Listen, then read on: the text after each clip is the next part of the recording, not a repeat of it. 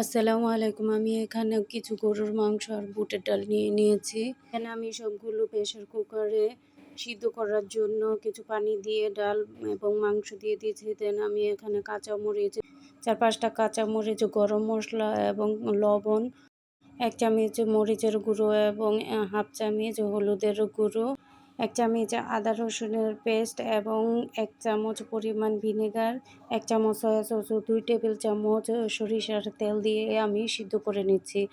এভাবে ভালো করে সিদ্ধ করে আমি হাত দিয়ে মথে নিয়েছি। দেন আমি কিছু পেঁয়াজ কুচি বেরেস্তা দিয়ে দিলাম।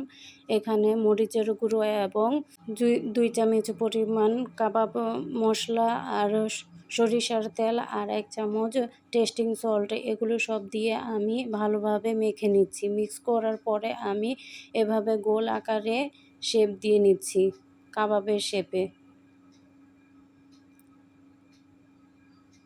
ভালো করে মথে গোল করতে হবে যাতে কোনো ফাটা না থাকে। সুন্দর এভাবে এগুলো আমি সব কাবাব বানিয়ে নিয়েছি। দেন আমি এখানে একটা ডিম ভেঙে নিচ্ছি কুসুম ছাড়া।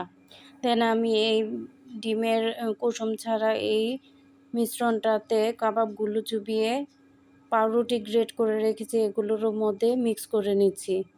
এভাবে সবগুলো আমি এক এক কাবাব বানিয়ে নিয়েছি। মাশাআল্লাহ দেখুন। এরপরে আমি একটি ফ্রাই প্যানে তেল গরম করে নিয়েছি।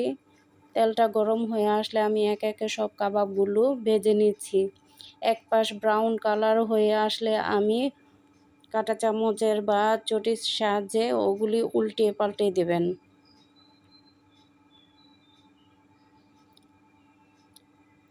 চুলার হিটটা লো রাখবেন, বেশি দিলে উপরে পুড়ে যাবে, ভিতরে কাঁচা থেকে যাবে।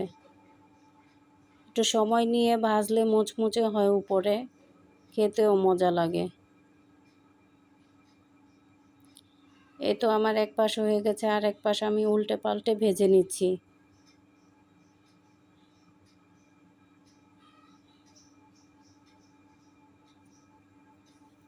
এই তো মাশাআল্লাহ আমার কাবাবগুলো হয়ে গিয়েছে। একটি চাকনির সাহায্যে আমি তেলগুলো ঝরিয়ে নিচ্ছি এবং একটি প্লেটে টিস্যু দিয়ে আমি এগুলো রেখে দেব, বাড়তি তেলগুলো যাতে শুষে নেয়। এই তো দেখুন মাশাআল্লাহ আমার কাবাব রেডি। আপনারা সবাই এভাবে ট্রাই করবেন, খুবই ভালো হয়, খুবই মজা। পোলাও এবং বিরিয়ানিতে এটা বেস্ট। এই কাবাবটার সাথে অনেকে ডিমটা কাঁচা একসাথে মিক্স করে নেয়। আমি এভাবেও করেছি, ওইভাবে করেছি। এভাবে পারফেক্ট হয় আমার, তাই আমি আপনাদের সাথে শেয়ার করলাম। সবাই ভালো থাকবেন। আল্লাহ হাফেজ।